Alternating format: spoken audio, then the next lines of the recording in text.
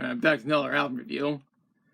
Today's review is on Holding On to Strings Better Left to Fray by Seether.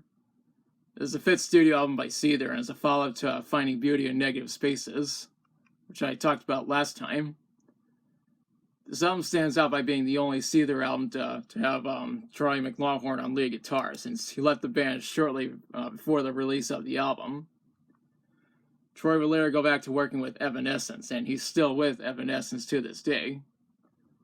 The album was recorded at Blackbird Studios in Nashville. Additional recording was done at Henson Studios in Los Angeles and Silent Sound Studios in Atlanta. The album was produced and mixed by Brendan O'Brien, who just happens to be one of my all-time favorite music producers. Tom Cyrowsk was the engineer. It was mastered by Ted Jensen at Sterling Sound in New York.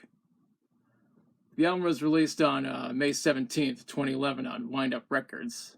And this was the last studio album, the last Seether album to be released on Wind Up Records. When researching this album, I read that Sean Morgan would ease up on the screaming this time around. Now let's talk about the songs. This album starts with Fur Q. The song shows that the album is mostly centered around post-grunge, though other songs have ventured into alternative rock and hard rock. The song is really good and sets the tone for the album. Up next is No Resolution, which was released as a single on January 24th, 2012. It's one of the heavier songs on the album based on the lyrics and guitar riffs. Next up is Here and Now, which was released as a single on June 19th, 2012.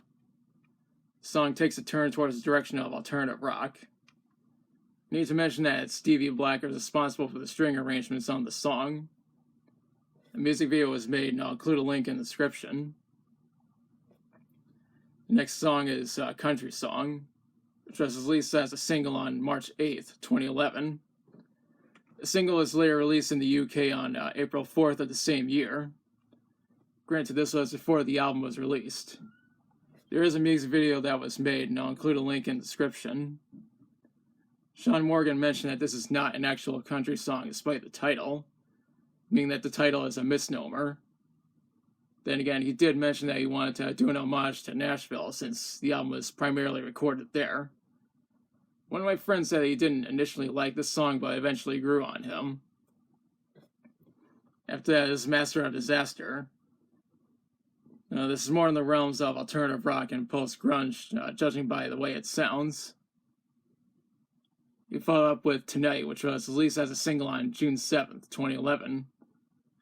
When doing my research, I read that this is one of the last songs that Seether recorded with Troy McLaughlin. The music video was made, and I'll include a link in the description. I also like to add this is my favorite song from the album. It's also the second song on it to feature Stevie Black. It's followed up by Pass Slowly.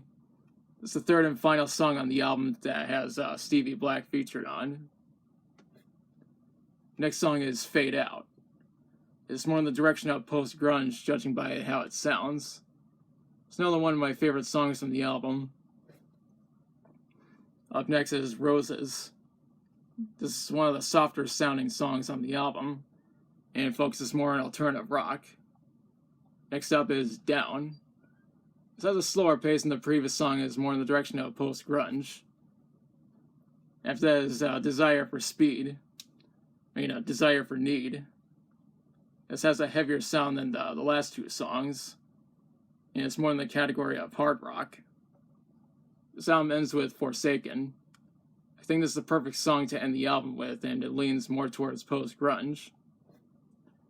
I need to mention that the deluxe version of this album has 4 bonus tracks. Dead Seeds, Yeah, Nobody, and Effigy. The iTunes version has a deconstructed version of Here and Now. The UK version has remix versions of No Resolution, Roses, and Country Song. As you can see, my copy does not have any of the bonus tracks. And I really should have gotten the deluxe version.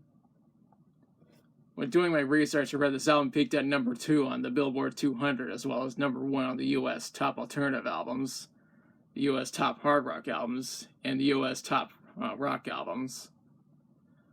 When it comes to what the critics said, they mostly gave it positive reviews. Just that AV Club and Sputnik Music didn't like it. Obviously, those two are full of shit. When it comes to my opinion, I think this album is an improvement over Seether's previous album. Of course, Brendan O'Brien almost always knocks out of the park when it comes to producing and mixing albums. Hell, he even does a great job as a musician. Overall, I highly recommend this album. Now, as part where I question you, have you listened to Holding On to Strings Better Left to Fray? If so, what are your thoughts on it? What's your favorite song from it?